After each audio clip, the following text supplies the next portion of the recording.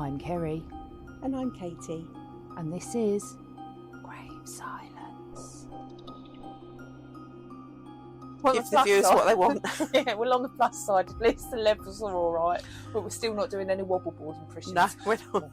Tom the kangaroo down. They can't see us doing that, which is my wobble board impression. You just wait till we've got cameras up, I'm telling you. But this is the problem. We didn't do it because we were too angry. And not as tired. And not as tired. Well, we quite have tired. we were tired. But we have noticed that the hilarity does get better when we are tired. But then this is the thing. We end up getting more silly, don't we? What I mean, I say hilarity gets better. We find ourselves hilarious. We find ourselves hilarious. No other fucker does. But we're comedy gold. Priest up, mate. Comedy gold. Get us to those podcast awards, I'm telling you. I think we should put ourselves, rather than a serial, I think it's entertainment, isn't it? It is, it's entertainment, biographical, sorry, and entertainment. I don't know at this point. I'm really tired. But I've not been biologically entertained for a long time. Fucking you haven't. Jesus Christ. Told you, it's all the smut I'm reading at the moment. Biographically, oh Christ on a bike, Kerry. You'll go blind. I will go blind. If the wind changes, my face will stay that way. If we put ourselves down as comedic podcast, we'll go far. We will. We'll get gold. Yeah, and then cancel. Very much like this next chap. Well, quite. Did you see what I did there? Oh, God. Wonderful segue. Wonderful segue. See that? I went in there. Beautiful. What a lovely way to lead ourselves into our next case. Is this our double-figured case of recording? Oh, it might be. I've taken us off on a tangent now. We're going into We're going to have to go and count up. I shall question you. So yeah, we're in Gold League today. We are in many leagues. One of them is gold. One of them is Murderous Bastard. Spoilers. Murderous Bastard League and Gold League. Yes, many a Gold League actually, which I didn't realise until I obviously did the script. Doesn't take away the fact that he is a murderous bastard. Indeed. Oh, it started already. Oh dear. Oh dear. What was you going to say? Go on. I was just wondering what he put on his PIP award. Oh, because he's managed to do quite a lot without any additional support, hasn't he? It's not in his life. Well, we're about to find out. In his life. And I'm going to stop right there. Do carry on. Sorry about that. Well, it's means tested, isn't it, Pip? Pip isn't means tested, it's ability tested. Tested, yeah. Sorry, apologies. I want to, Well, we shall find out about what. Fucking hell. How good you are at holding a firearm. Fuck's sake. Oh, Christ. You can tell when we're tired because it gets really dark, doesn't it? Dark, but we're going to edit. You're going to edit this bit out. Am I? Yeah, I think you might need to, mate. Well, we'll see. We'll see what kind of mood I am on the day. How many fucks you've got left in that jar. How many fucks the jar is holding. And how lenient I'm feeling on Oscar Leonard Cole Pistorius. Oh. Yes, that's right. You full named him. I full named him. He's in trouble. He's in trouble.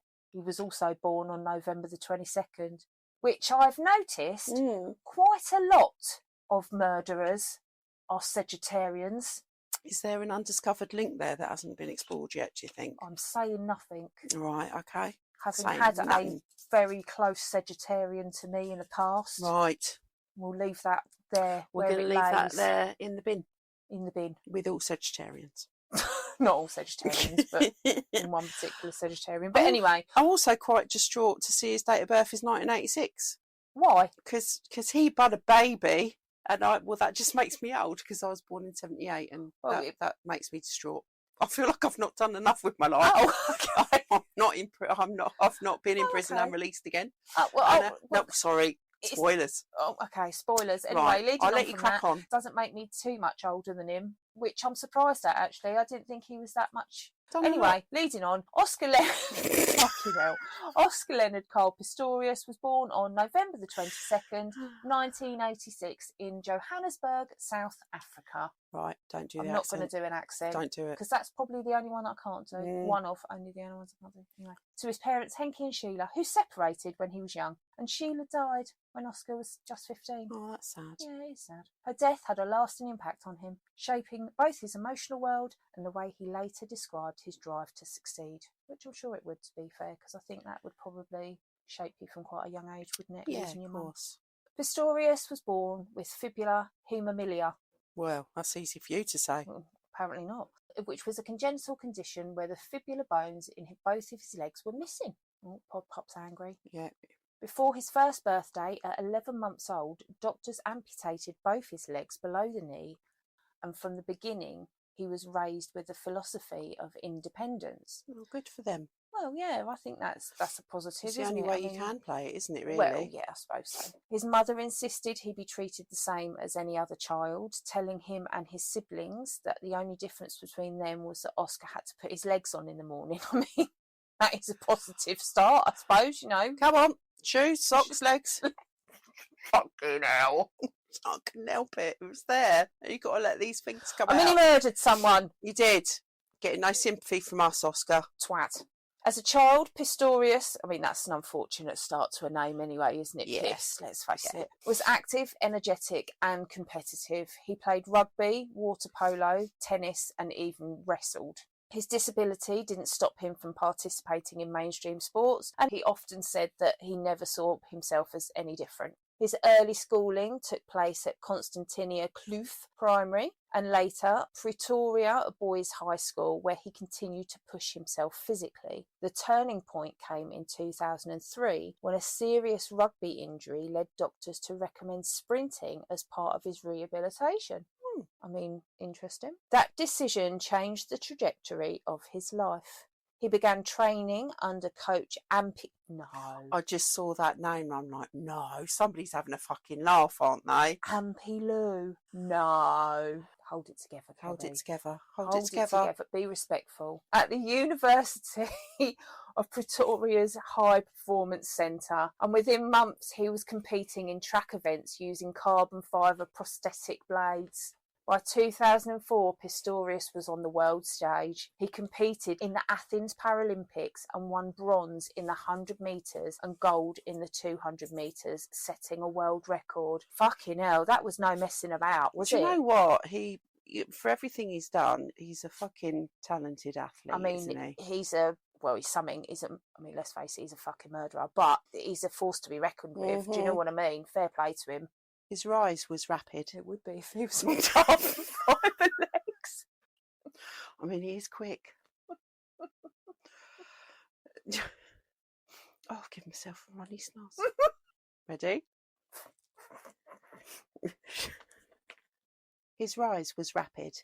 He became known as the Blade Runner, a nickname that followed him throughout his career, and over the next few years he dominated Paralympic sprinting, breaking multiple world records and becoming one of the most recognisable athletes in disability sport. But Pistorius wanted more. He wanted to compete against able-bodied athletes, arguing that his prosthetics didn't give him an advantage but simply allowed him to run. This ambition led to a lengthy dispute with the International Association of Athletics Federations. In 2007, the IAAF ruled that his blades gave him a mechanical advantage, effectively banning him from able-bodied competition. But I mean, I tend to agree. Surely it would do. You've all right. I get it. Yes, effectively, he does have a disability from the knee down. Yeah.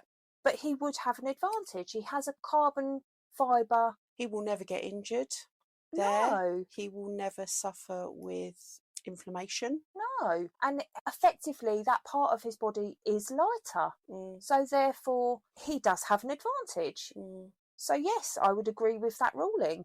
Pistorius appealed, commissioning extensive scientific testing. In 2008, the Court of Arbitration for Sport overturned the ban, stating that the evidence didn't conclusively prove an advantage.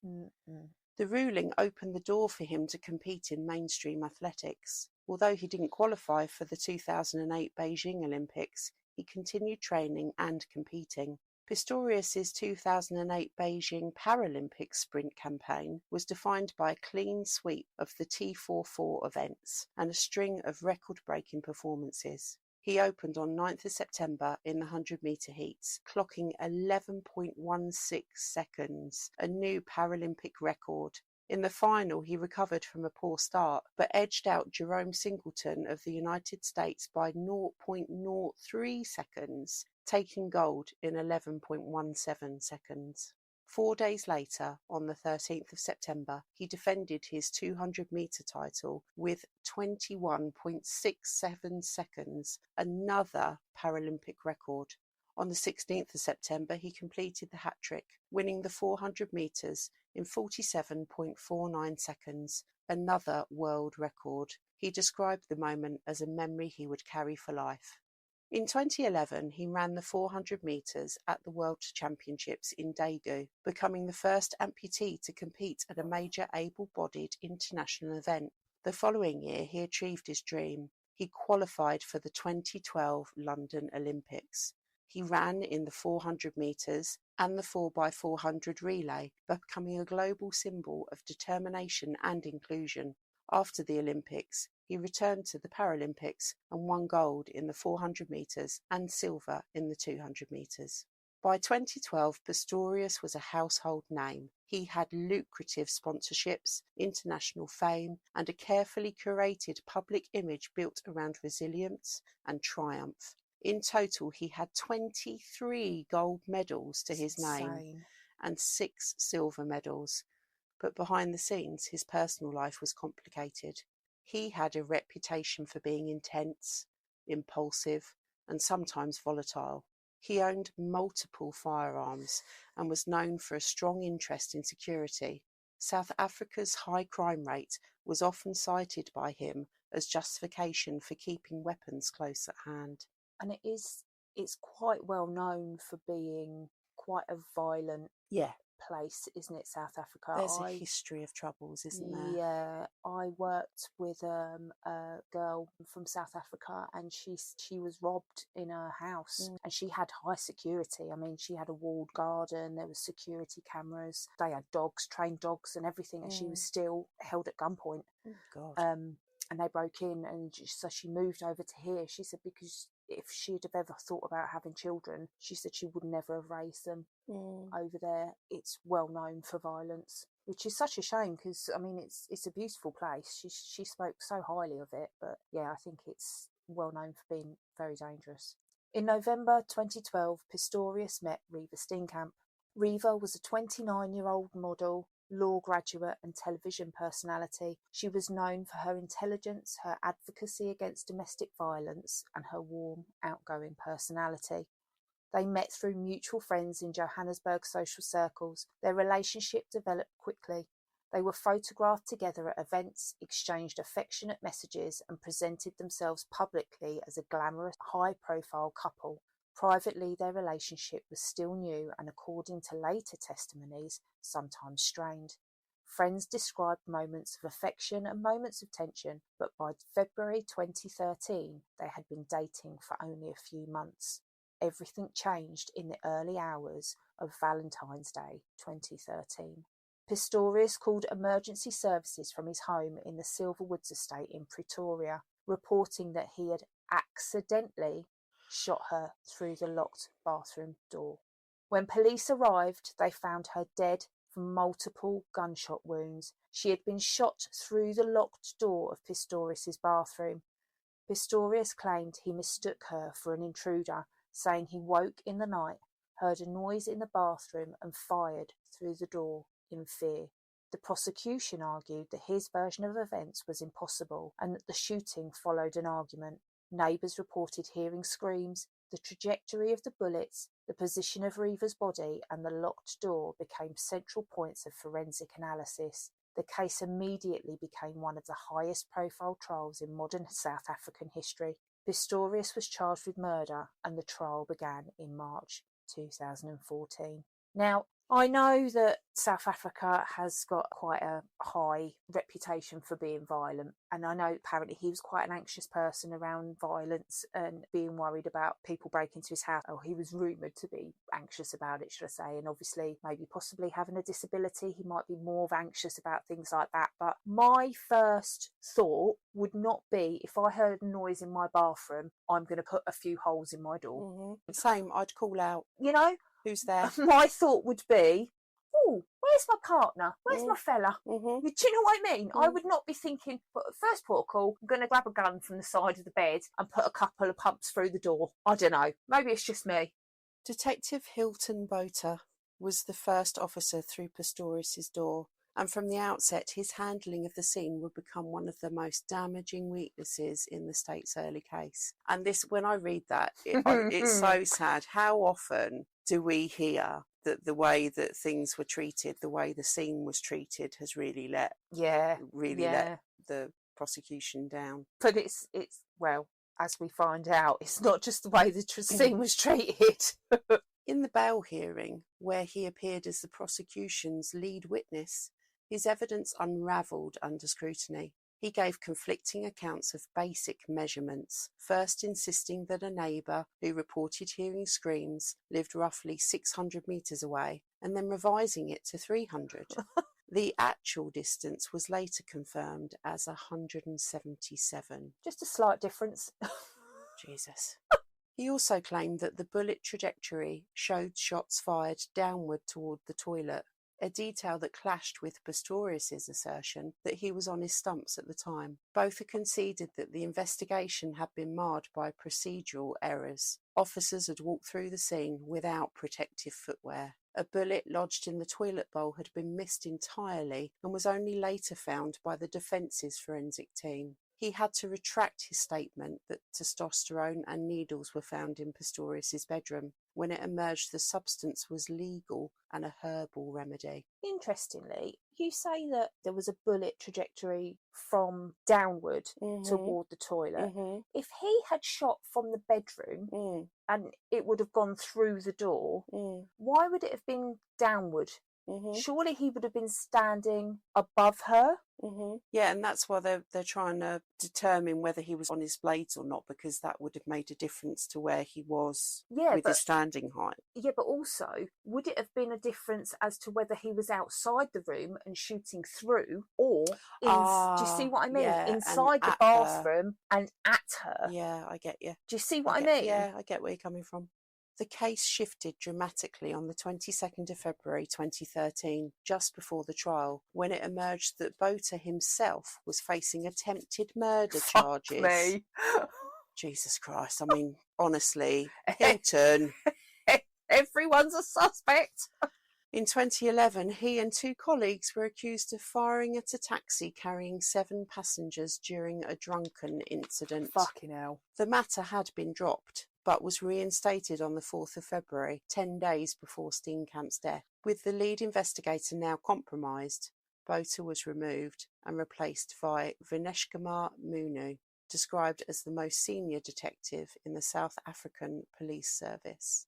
Oscar Pistorius's affidavit laid out his version of the events inside the house that night. He said that shortly before 10 p.m. on the 13th of February, he and Reeva Steenkamp were in the bedroom. My prosthetic legs were off, he said, and that after she had finished her yoga exercises, we both fell asleep.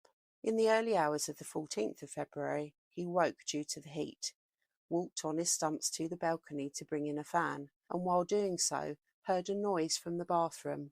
He said, quote, "I heard a noise in the bathroom and realised that someone was in the bathroom. Believing an intruder had entered through the open window, he armed himself and moved toward the bathroom in the dark, stating, 'I was too scared to switch a light on.' He fired 4 shots through the closed toilet door, still thinking, he says, that Reeva was in bed." But again, this is what I mean. I get that you're thinking you're too scared to switch a light on or something, but just automatically going to shoot through a door rather than, if you think someone's in a bathroom and that your girlfriend's in bed, would your mind not automatically think and go to, is she okay? Yeah. Is she, I don't know, maybe it's just me. Maybe I'm just looking with hindsight because of what's happened. But would you not be thinking, right, I've got to check, is she okay? Is she okay? Or I've heard a noise, is it her? I'm not going to shoot in case it's her. Yeah. I totally agree. And I do think that I would call out. Yeah. Who's Reeva, that? are you all right? Yeah, Reeva. Is that you? Yeah. I don't know. Maybe it's just me because I'm thinking with hindsight. Only after retreating to the bedroom did he realise she was not there. So he's only then just realised she's not there. So he's not called out at all. He's just automatically thought. Again, maybe I'm thinking with an onlooker's eyes that, oh, I know what's happened, so I would automatically think that. Maybe I'm thinking from somebody that's got the ability of my lower legs. Maybe he is thinking that because he's got a disability from his lower legs, he's thinking I'm at a disadvantage. I don't know. More vulnerable. Yeah, maybe. He returned to the bathroom, tried to open the locked toilet door, then went to the balcony to scream for help. So this is what he's saying, but from a different point of view, we know differently, as we find out in a minute. He put on his prosthetic legs, attempted to kick the door open, and eventually used a cricket bat to smash panels, there you go, until he could reach inside and unlock it. He found Steenkamp slumped over the toilet, but still alive. Neighbours described Pistorius in a state of shock immediately after the shooting. Radiologist Joan Stipp testified that he found Pistorius praying over Steenkamp's body, and that the first thing Pistorius said was, "I shot her. I thought she was a burglar. I shot her." Estate manager Joan Stander testified that Pistorius phoned him at 3:18 a.m. saying, please come to my house. I shot Reeva. I thought she was an intruder." The defence, led by Barry Rue, argued that Pistorius acted in self-defence under a mistaken belief that an intruder was hiding in the toilet. Their case relied heavily on whether a reasonable person in Pistorius' circumstances, disabled, on his stumps in the dark, might have reacted similarly.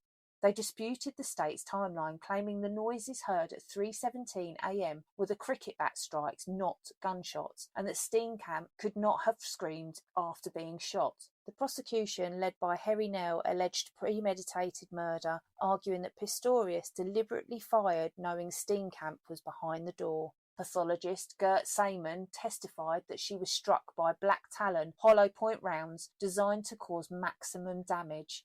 Nell relied on contested witness testimony claiming they had heard arguing and a woman screaming before the shots. A major point of contention was whether Pistorius was wearing his prosthetic legs. The prosecution initially claimed he was, suggesting premeditation, but later conceded he was not after ballistics expert Christian Mangina testified that the shooter was most likely not wearing prosthetic legs. The defence argued that Pistorius could not have balanced on his stumps while swinging a cricket bat with enough force to break the door, though forensic analyst Jonas Vermillion maintained he likely was not wearing them during the door breaking either. I'm not sure. It says that there's a possibility that he couldn't have balanced on his legs when he was swinging the cricket bat. But at the end of the day, he's an athlete. He's probably stronger than the average person. He'd have a lot more strength in his upper legs and probably a lot more strength in his upper body. Yeah, and his core. To swing that cricket bat. You can't be telling me that he wouldn't not have enough strength in his upper body to swing that bat if he was not on those blades. I don't know. Maybe that's just me being... It's so hard to picture because when I try and picture him not being on his blades, I can't get my head around the visuality of it, if that makes sense. I can't, because the bat would nearly be as big as him.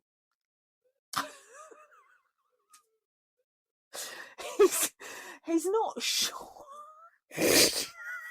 Fuck's sake. I'm sorry. When you say stumps, I think like, because they were taken off below the knee, weren't they? And I'm thinking they were taken off somewhere up the thigh, in which case you're going to have a mighty... I mean, he's not short. No, I know. I'm not helping my own. I'm not helping myself. I'm not coming across as good at the moment. No, I get you, but he wasn't short. He's quite... I mean, if you think about me, I'm 5'9" and a bit, right? If you were to take my legs off from below the knee, I probably don't, I mean, I obviously lose height, but I'm still there's still a good old wedge of height on me. Yeah. And I mean, how tall is he? I don't know, mate.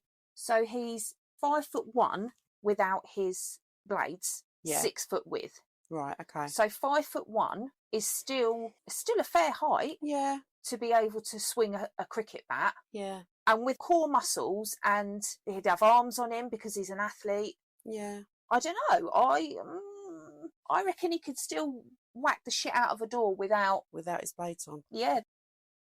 The court also examined the couple's relationship. WhatsApp messages showed mostly affectionate exchanges, though Steenkamp had written, "I'm scared of you sometimes, of how you snap at me," less than 3 weeks before her death. That's a bit, I mean, I get there's affectionate exchanges, but if you think about it, they've only been together, I think they were only together for about something like 6 months, wasn't it? Something. Yeah. That's a bit of an odd message for only being together for 6 months, isn't it? Yeah, although what I will say is that Rowe emphasised that only 4 out of the 1,700 messages were argumentative. Okay, fair and enough. that the pair had exchanged loving messages hours before the shooting. Okay, fair enough. Witnesses differed on whether they heard a woman screaming. Acoustic testing suggested screams from inside the toilet would be very unlikely to be intelligible from 177 metres away. Some neighbours testified they heard a man crying in a high-pitched voice, which the defence argued was Pistorius. Throughout the trial, Pistorius displayed extreme distress, crying, vomiting, and breaking down during testimony. It's very dramatic. Yeah. Social worker Yvette van Scholwijk. I should have tested that before. That's a mouthful. Social worker Yvette van Scholwijk described him as heartbroken and genuinely remorseful. Psychiatrist Merrill fuck's sake. These people and their names. Psychiatrist Merrill Vorster diagnosed him with an anxiety disorder rooted in childhood and noted that, given his disability, he was more likely to respond to perceived threats with fight rather than a flight response. Clinical psychologist Jonathan Schultz found he suffered from PTSD and major depressive disorder, warning that without treatment he was at risk of suicide. Experts testified that Pistorius was hyper-vigilant, with a fear of being trapped and unable to flee. His surgeon, Gerald Versfeld, confirmed he could be severely impaired in a dangerous situation on his stumps. Evidence also showed Pistorius had a strong enthusiasm for firearms and had previously reacted to household noises by entering, quote, combat mode. The trial was broadcast live, drawing international attention. The prosecution, led by Harry Nell, argued that Pistorius acted intentionally, firing 4 shots through the door, knowing someone was behind it. They presented evidence of prior incidents involving firearms and expert testimony challenging his version of events. It's a bit, considering they've given all this evidence around him having all this fight mode rather than flight mode, and this being hyper-vigilant and him going into combat mode and things like that. It's all very well saying this, but he was still charged with it, wasn't he? 100%. Reasons, not excuses, mate. I'm telling you. It's, you know, I get it. I'm not denying that the guy probably would have PTSD, and he has been through a lot as a kid, and probably would be in fight mode. I don't know, would he be in fight mode rather than flight mode, having that vulnerability? Look, I'm not a professional on this. These are obviously clinical psychologists and all these big, long PhDs behind their names and what have you. But I don't know, I think you would be more vulnerable rather than being in an angry... Yeah, but I guess, anger's a masking emotion, true. isn't it? So Very that much. Nothing decides to be pissed off, something gets us that way. And that anger covers fear. Yeah, doesn't true, it? True.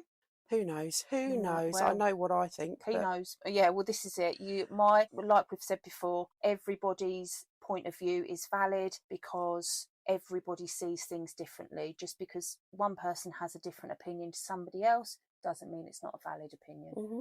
The trial was exhaustive. Witnesses included neighbours, forensic experts, ballistics specialists, and friends of both Pistorius and Steenkamp.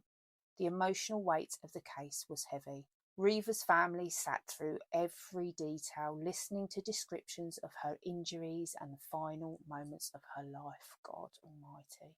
The judge, if you think you've got names to try and pronounce, Jesus, Thokazil Masipa, delivered her verdict in September 2014. She found Pistorius guilty of culpable homicide, the South African equivalent of manslaughter, ruling that the prosecution had not proven intent to kill. He was sentenced to 5 years in prison. The verdict sparked widespread debate. Many felt the sentence was too lenient. Prosecution appealed, arguing that the judge had misapplied legal principles. Oscar Pistorius left prison on parole on the 19th of October 2015 after serving the minimum 1/6 portion of his culpable homicide sentence. That release was short-lived in legal terms.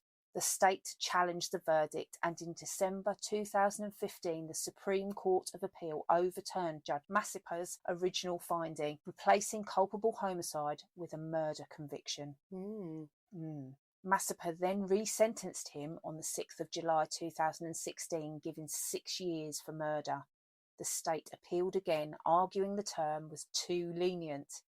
The Supreme Court of Appeal agreed, imposing a 15-year sentence. After subtracting the time Pistorius had already served, the ruling left him with 13 years and 5 months still to complete. Do you know what, again, something I can't get my head around is that it's been ruled that the original judge was too lenient in it being manslaughter, so it changes to murder. But it goes back to the original judge again, who's already been lenient with the manslaughter conviction, or perceived to be lenient, goes back to her again to then give a really fucking short sentence, which then gets appealed again and extended to 15 years. Yeah. It's a really odd system that gives it back to the original judge, considering that it's voted that the original judge has been far too lenient. Yeah. You don't go back again to the same one, do you not? Yeah, I mean, it's an odd one, isn't it? You would think it would be changed up to another judge to remake the decision, or, I mean, I don't know. Obviously, every country has their own legal system and changes whatever.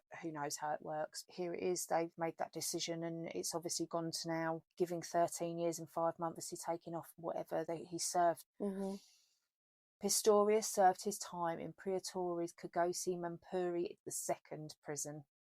Reports from inside described him as quiet, religious, and focused on routine. He participated in prison programs and was occasionally visited by family.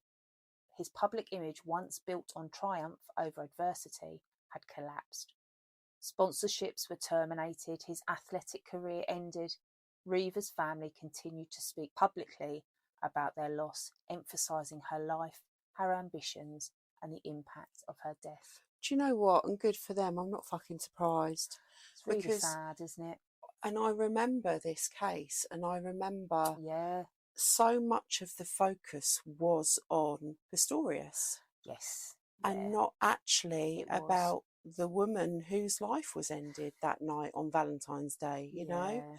Yeah. And he had all this media hubbub surrounding him and what he'd lost as an athlete. Yes. Yeah. And you know, bawling his eyes out in the court and vomiting and stuff like that, you know, and coming off over as a complete wreck. You know, whether he did that manipulatively or not, it then made him out to be a victim. You know? And I think that's what people forget about this case, and he's always continued to claim his innocence and said that he shot her by mistake. And whether that be true or not, sometimes people do make mistakes. You know, we're not denying that. Yes, there's been times when people have obviously, you know, served prison sentences and made mistakes, but inevitably he killed someone. He did. He took her life, and that isn't in question. And he deserves to do time for it. Yeah. Job done. There's no point whimpering about it. There's no point standing in a dock or in a courtroom and crying and vomiting over it and acting like a bitch. You killed someone. And I'm sorry if that makes me sound harsh, but you've done it.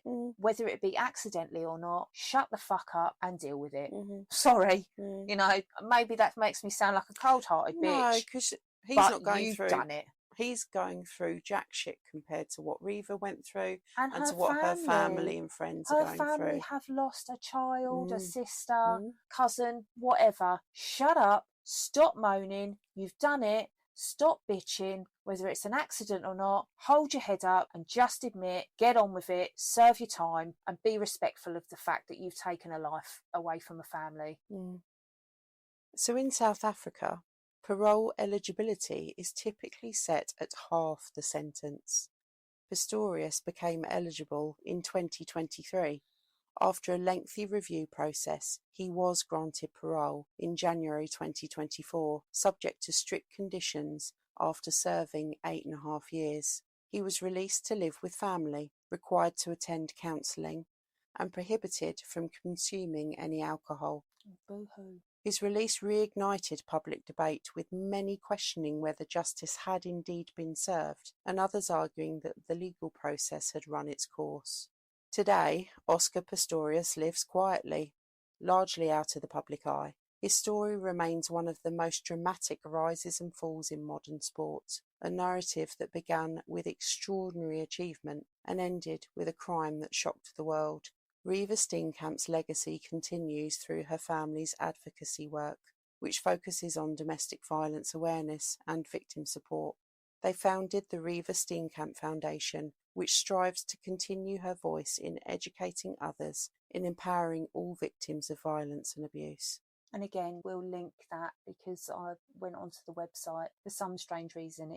When I was finding information on the case and things, it come up with an odd link and it wouldn't let me go through to it. But again, we'll link it on our Facebook page like we usually do with most of our links and stuff, because it's important that you go ahead and check it out. Go and have a look at her website. I think they've got a Facebook page as well, because that's where I found some of it. Yeah, it's a sad story for Reeva and her family, and I think they do a lot of advocacy work around domestic violence and trying to put her story out there. But yeah, like I said, he's out now, probably living his life and doing what he needs to do and cracking on, and same old story, isn't it? Do you believe he did it on purpose? Do you believe it was premeditated? I don't know. Honestly, maybe there wasn't proof that there was an argument. Maybe it was an accident that went wrong. I don't know. But I don't think there's any proof in them having arguments or anything. There doesn't seem to be any proof in the WhatsApp messages. There doesn't seem to be any argumentative texts or anything. Who knows? There might have been an argument beforehand. There doesn't seem to be anything. But I just think him making a massive scene about being upset and crying just makes him out to try and seem a bit victimising himself, when actually, even if it was an accident, it's not about him. That's what it left me feeling at the time, which makes me, at the time, I was convinced that he knew it was her in that bathroom. Yeah. He knew it was her. At the time, I was convinced of that. Going back over the case again, I'm not so sure. And looking at it evidentially, I'm not so sure. However, my gut tells me, still sticks with my original thought on remembering all the information coming out at the time.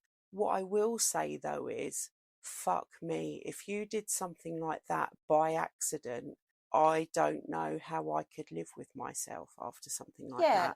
So I would be in bits. The only interesting thing I take away from it, which I didn't know before, is the bit about the downward facing gunshot in the toilet, which I didn't realise before. That's the only thing that I think makes me wonder, was he standing above at one point? Yeah. Also, it's 4 shots. It's not one shot, it's 4. And their bullets designed to do a fuck ton of damage, you know? Yeah. I don't know. I don't normally do this. I don't usually sit on the fence, because, as we know, I think you get splinters if you sit on the fence. My gut says yes. My head says no. So you don't think you would have convicted beyond reasonable doubt that it was premeditated? Tough one, isn't it? Yeah. Tough one. I don't know. Normally I'm a really straight down the line person, and I go, right, guilty, right. I just don't know. I do have quite a strong dislike for him. Yes. I don't think he carried himself well in that courtroom. No. And I don't like a feel sorry for themselves person. Yeah, I'm got a lot of sympathy for a killer, let's face it. No, I don't. I just don't like a bitch. I'm sorry. I know it's really hard. I just don't like a, oh, woe is me. And even if you have done something wrong, I just go, just hold your hands up. Even if it's an accident, I'm just that type of person that thinks, if it's an accident, it's an accident. But just don't go, oh, it's an accident. Oh. don't make yourself a victim because you fucked up. That's just the way at the end of the day, there's only one victim in this, and that's the way I feel things. She's the victim. Don't make it about you. You've still got your life at the end of that sentence.